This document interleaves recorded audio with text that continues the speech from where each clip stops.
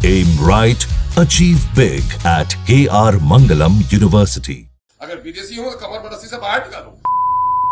तो अब वो जवाब देंगे, मैं क्यों जवाब दूंगा। हम लोगों ने गुजारिश की थी भी बिहार की जो मौजूदा सूरत हाल है वो बेहतर नहीं है। मैं इस वक्त किशनगंज में हूँ। सीमांचल के इस इलाके में हम कई दिनों से घूम रहे हैं और जो हमें चीज़ें नज़र आई उसमें ये दिखाई दे रहा है कि अभी भी जो AIMIM है वो एक चुनौती तो बनी हुई है गठबंधन के लिए। जाहिर सी बात है कि हालांकि हम ये देख रहे हैं कि गठबंधन इस बात को कह रही है बार बार कि जो मुसलमानों का वोट है वो उसको मिलेगा। तमाम बातें कही जा रही है, लेकिन कई जगहों पर क्योंकि 5 विधायक पिछली बार जीते थे MIM के यहाँ किशनगंज ज़िले से और पूर्णिया से, लेकिन इस बार किस तरह की चीज़ें रहेगी और कितनी सीटों पर MIM चुनाव लड़ जा रही है, इन सब बातों के लिए बात करने के लिए हमारे साथ अख्तरुल ईमान साहब है, विधायक भी है MIM के और प्रदेश अध्यक्ष भी है। अख्तरुल ईमान साहब, स्वागत है आपका इंडिया टीवी में। और मेरा सवाल यही है कि इस बार क्या आप देख रहे हैं सीमांचल में, क्योंकि हम भी घूम रहे हैं, कई जगहों पर हमने देखा है, लेकिन इस बात को तो लोग अभी भी कह रहे हैं कि भाई आप लोगों के जो विधायक थे वो चले गए थे, जिताया MIM को था लेकिन वो चले गए थे RJD में। इसका तो जवाब आप लोगों को देना भी पड़ेगा। शुक्रिया साहब। सीमांचल में MIM ने अपनी एक पहचान बनाई है। सीमांचल के मसाइल को MIM ने उजागर किया है।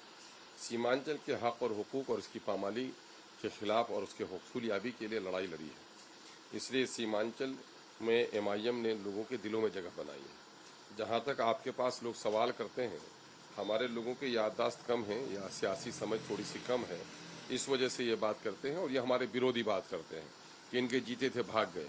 अरे भाग गए तो भगोड़े पे न गुस्सा हो गए। जिनके यहाँ कोई डाका डालता है तो डाके पे नाराज होगा ना। जिनके घर में लूट गया है उनसे नाराज हो, उनसे तो इजहार हमदर्दी होनी चाहिए। और जिन लोगों ने लूटा है उनसे नफरत होनी चाहिए, है ना। और फिर सबसे बड़ी बात यह है कि मौजूदा वक्त की बेवसूल सियासत में और हिंदुस्तान की इसके हॉर्स ट्रेडिंग का जो तरीका हिंदुस्तानी सियासत में अपनाया जा रहा है, उससे किन के नहीं भागे।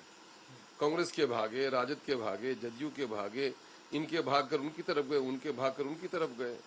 ये हादसात की दुनिया है और सियासी चरित्र के जवाल का जमाना है। लेकिन अब चूंकि मगर ये है कि हमारे समाज का पैमाना दोहरा है। बड़े के बच्चे आवारा हो जाएं तो सोख हो जाते हैं और गरीबों के बच्चों से जरा सी गलती हो तो ये कमीना बन जाते हैं। तो ये तो बड़ा अजीब अलमिया है ना। हमारी नई पार्टी थी तो नया बच्चा तो फिसल भी जाता है, पुरानी पार्टियों के लोग भाग भाग गए हैं। और आज भी हमारे सीमांचल के लोग इस बात के गवाह हैं कि MIM जितनी तवानाई के साथ उनके मसाइल की लड़ाई लड़ती है, कोई दूसरी पार्टी नहीं। आप पहचानने में गलती हुई थी, ये तो मान रहे हैं आप कि भाई नई पार्टी थी, उन लोगों को कि आपको भी अंदाजा नहीं था कि भाई इस तरह से चीजें हो जाएगी। हाँ, कुछ ऐसा भी था कि हमारी पार्टी ने या हमारी पार्लियामेंट्री बोर्ड ने जिन लोगों के टिकट का फैसला किया, कुछ तो तरहुम का था।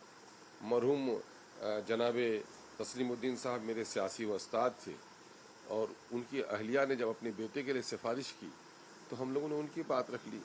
कुछ लोग ऐसे नाहंजार थे जो पंचायत इलेक्शन नहीं जीत सकते थे, उन नाअहलों को हम लोगों ने टिकट दे दिया।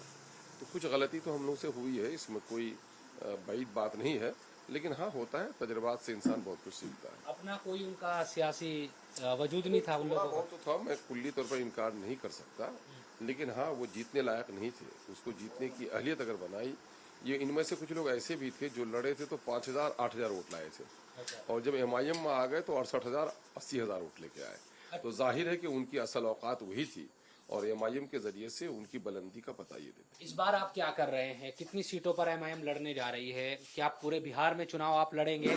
क्योंकि आपने जो कहा था गठबंधन से कि भाई हमें शामिल कर लीजिए, वहाँ से तो कोई जवाब नहीं आया और मना कर दिया उन्होंने। तो नहीं, देखिए, मैं पूरे बिहार में लगभग 25 अजला में हमारी तंजीमी साख कायम हो चुकी है। मेरा संगठन तैयार है। हम तो कहने को हैं तो सैकड़ों सीटों पर मेरी तैयारी है, लेकिन जाहिर है इतनी सीटों पे हम नहीं लड़ेंगे। और जहाँ तक आप गठबंधन के खत का तस्करा करते हैं तो मैं कहता हूँ, इजहार है, मुझे अफसोस है कि मैंने मगरूर हसीना से इजहार इश्क किया है। तो इस मगरूर हसीना के इजहार इश्क का मुझे सदमा भी नहीं है, चूँकि बिहार की भलाई के लिए मैंने ये कहा था कि सेकुलर वोटों का बिखराव न हो। मेरे वसीउल कल्बी को, मेरे उदारता को उन्होंने मेरी कमजोरी समझी, है ना, कि गोया मैं डर से उनसे समझौता करने गया हूँ। अरे किसको ये फिक्र है कि कारवां का क्या हुआ। हर कोई लड़ रहा है कि सरदार कौन है। सरदारी की लड़ाई लड़ोगे या बिहार के आवाम की लड़ाई लड़ोगे? तो बिहार की आवाम इस वक्त चाहती है कि सेकुलर वोटों में बिखराव नहीं हो, और एमआईएम ने इसी की तर्जुमानी की है। लेकिन कुछ लोगों को सरदारी पसंद है, आवाम के मसाइल से पसंद नहीं है। और दूसरी बात, एक बड़ा तबका ऐसा भी है, चूंकि गठबंधन के एक नेता नहीं, गठबंधन के घटक दल के सारे लोगों को मैंने दिया है, इसलिए एक तबका ऐसा भी है जो ये चाहता है कि मुसलमान सिर्फ वोट बैंक बनकर रहे, इनकी कोई नुमाइंदगी नहीं हो। मैं भी आपको बता दूं कि नीतीश कुमार ने गलती से एक अच्छा काम किया, ये तो सारा बर्बाद किया नीतीश कुमार ने। भ्रष्टाचार में बिहार को डुबो दिया उसने, लाल फीता शाही और अफसरशाही का जो घिनौना खेल उसने खेला है, उनको आने वाली तारीख कभी माफ नहीं करेगी। लोकतंत्र का जो चीरहरण उसने किया है, इस पाप को कभी लोग क्षमा नहीं करेंगे। मामला ये है कि इस वक्त जो हालात हैं बिहार में, इन हालात से निपटने के लिए मजबूत लड़ाई लड़ने की जरूरत थी, लेकिन इन लोगों को कोई परवाह नहीं है। नीतीश कुमार ने एक अच्छा काम ये किया कि जातीय आधारित गणना कर ली उसने। जातीय आधारित गणना की जो रिपोर्ट आई है, तो उसमें सबसे तकलीफ दे, सबसे शर्मनाक और सबसे अफसोसनाक सूरत हाल है तो मुस्लिम माइनॉरिटी की है। बिहार की आबादी 13 करोड़ हो गई है। ये वक्त नहीं है कि तफसील से बातें की जाए कि पक्के मकानात क्या, पर कैपिटा इनकम किनका। सिर्फ एक आंकड़ा मैं पेश करता हूँ कि बिहार में सरकारी मुलाजिमत 20,49,370 है, और बिहार में सबसे मेजर आबादी है एससी की 20%। उसके बाद सेकंड लार्जेस्ट आबादी है 18% मुसलमानों की, उसके बाद 12-14% यादवों की, उसके बाद 3% 4% वाले रहे। तो आपको सुनकर ताज्जुब होगा कि इन सरकारी नौकरियों में लोकतंत्र का एक मूल मंत्र होता है, जिसकी जितनी आबादी उसकी उतनी हिस्सेदारी। लेकिन लोगों ने 100%, 200%, 300%, 400% नौकरियां हासिल की है। लेकिन वहीं सिर्फ आप ये कहेंगे एससी को तो 4 लाख नौकरी मिलनी थी, उनकी 1 लाख नौकरी छिपा गई है, 70% नौकरी उनको मिली। और मुसलमानों को 3,68,000 नौकरी मिली थी, जहां सिर्फ 1,73,000 नौकरी मिली, और 1,95,000 नौकरी इनकी चली गई। लगभग इनको 40% नौकरी मिली। तो ये जो नाइंसाफी का एक दौर रहा है, तो लोगों ने सिर्फ वोट लिया हमारे, और हमारे हुकूक के लिए बात नहीं की। तो इसलिए कुछ लोगों को ये बात खलती है कि भाई हम इनको बगल में क्यों बैठने देंगे, हिस्से की बात करेंगे, इनको तो बेवकूफ बना के रखेंगे, इनको कमजोर बना के रखेंगे, इनको मातहत बना के रखेंगे, ताकि ये अपने हुकूक के लिए आवाज नहीं उठा सकें। यही वजह है कि हमसे लोग डरते हैं। कुछ लोग कह रहे हैं कि आपने जो लेटर लिखा है वो इसलिए लिखा, भाई कल के दिन पिछली बार की तरह अगर होता है कुछ जगहों पर हार जाते हैं और बीजेपी जीत जाती है, तो ये कहने के लिए ना हो कि भाई हमारी वजह से हारे, हम तो चाहते थे कि गठबंधन हो। तो इसमें बुरा क्या है?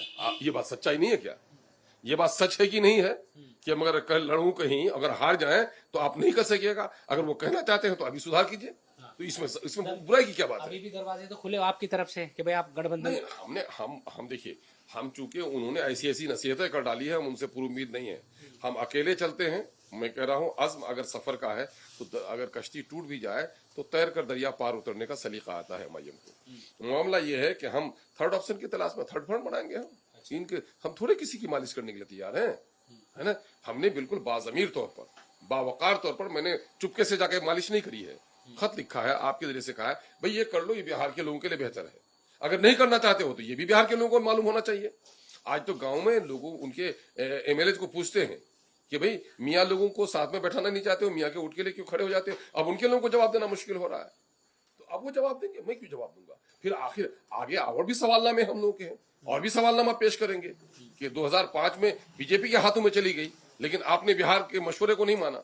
तो आखिर क्या मशवरा था बताइए? वो आएगा, वक्त आएगा तो मैं बताऊंगा। SIR का जो मामला है उसको लेकर भी आपके जो नेता असदुद्दीन ओवैसी, आज तो खैर दिल्ली में बड़ा तमाम जगहों पर हंगामा हो रहा है, राहुल गांधी, तमाम जो नेता है वो चुनाव आयोग जाना चाहते थे, उनको रोका, ये तमाम चीज़ें चल रही हैं। तो क्या स्थिति क्या है ग्राउंड पर? मैं ये कह रहा हूं कि 2003 में भी SIR हुआ था, ये बताइए कि इतना हंगामा क्यों बर्पा नहीं हुआ था? इलेक्शन कमीशन ऑफ इंडिया अपने हुदूद से आगे बढ़कर काम कर रही है। SIR कराना उसका कानूनी हक है, लेकिन मामला यह कि 2003 में उसने कराया था, और 1 साल के बाद पार्लियामेंट्री इलेक्शन और 2 साल के बाद बिहार में असेंबली इलेक्शन हुए थे। तो आप ये 22 सालों तक आप खामोश रह गए, और आप करने भी जा रहे हैं तो जस्ट बिफोर इलेक्शन। और बिहार में इस वक्त बाढ़ है, सैलाब है, मजदूर बाहर हैं, इसके लिए कलील वक्त में आप कर रहे हैं, तो आपकी नीयत की खराबी है। और आपकी नीयत की खराबी का यह मामला है कि 7 तारीख को गुज़िश्ता महीने के जुलाई के मैं खुद मिला था बैरिस्टर असदुद्दीन ओवैसी साहब की क़यादत में इलेक्शन कमिश्नर ऑफ इंडिया से। हम लोगों ने गुजारिश की थी भी बिहार की जो मौजूदा सूरत हाल है वो बेहतर नहीं है, इसके लिए मुआफिक इसको इलेक्शन तक टाल दीजिए, फिर कीजिए आप आसानी के साथ। और उसने क्या कहा, इलेक्शन कमीशन के रवैये को आप देखिए। उसने कहा कि तमाम तर जो हमारे वोटर हैं, मतदाता हैं, वो एक फॉर्म भरेंगे और एक उनको रिसीविंग दिया जाएगा। कहीं नहीं दिया गया। आपने पहले कहा कि लोगों को उनके जन्म प्रमाण पत्र पेश करने पड़ेंगे। आप जल्दी में जब आपके काम पर तनकीद होने लगी, आलोचना, तो आलोचना से डरते हुए आपने ये कह दिया कि 2003 का जो वोटर लिस्ट है उसको लोग पेश कर दें और कुछ नहीं चाहिए। उनके बेटों को भी कहा गया जिनका नाम 2004 में आया। तो आप ये करें, हम लोगों ने उससे भी बात उठाई थी, ये दोगलापनी है ना। आपने कहीं से नोटिफिकेशन ये नहीं किया है कि दोषी सबूत नहीं चाहिए। वो 11 दस्तावेज तो आपके थे ही, तो आपने जल्दी में सिर्फ इन्यूमरेशन आपने करा लिया, लोगों के आपने नाम कलेक्शन कर लिया। अब उनको मछली को तिला रहे आप। अब आप कह रहे हैं वो 11 जो दस्तावेज हैं वो लेके आओ। 55% लोग ऐसे हैं तकरीबन जिनका 2003 में नाम है। अदर देन 45% लोग ऐसे हैं जिनके पास सबूत नहीं है। और आपको मैं बता दूं कि ये जो जन्म प्रमाण पत्र मांग रहे हैं, 2006 में जो पैदाइश हुई थी उनकी, वही 18 साल के हुए 2024 में। तो बिहार में जो सिविल रजिस्ट्रेशन था वो 16% था और सीमांचल में 8% होगा वो मुश्किल। बिहार में बोर्ड सर्टिफिकेट 14% लोगों को है, सीमांचल में 7% लोगों को होगा। बिहार में लोगों को पासपोर्ट है 2% लोगों को, सीमांचल में 1% लोगों को होगा। तो गोया आप देख लें 8, 7, 15 और 16%, बाकी 84% लोगों के पास कोई दस्तावेज नहीं है। और उसके लिए दस्तावेज क्या है, अभी आपको एक और पते की बात बता दूं, मेरे पास बाजाब्ता वीडियो का वो है कि वो कह रहा है कि साहब उनका जो दूसरा कागज मिल रहा है उसके जरिए से उनका डॉक्यूमेंटेशन कर दो, चाहे उनका आधार हो, चाहे उनका राशन कार्ड हो। जबकि इलेक्शन कमीशन ऑफ इंडिया को सुप्रीम कोर्ट ने यह मशवरा दिया कि साहब ईपिक को आप मान लो, आप आधार कार्ड को मान लो, जिसको हुकूमत ने खुद आधार माना है, और आप उनके राशन कार्ड को मांग लो। इन्होंने कोई इशारा नहीं दिया। तो आप ये बताइए कि chief election commission of India बड़ा है, ये जो EROs हैं, वीडियो बने हुए हैं, ये लोग बड़े हैं। और आज धड़ल्ले से काम हो रहा है।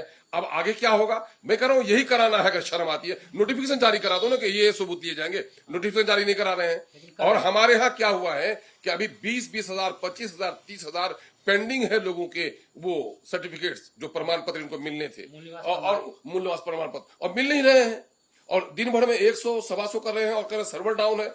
ये तोगलकी फरमान, ये जालिमाना, ये अंग्रेजों का देश है क्या? आप इस तरह कीजिएगा।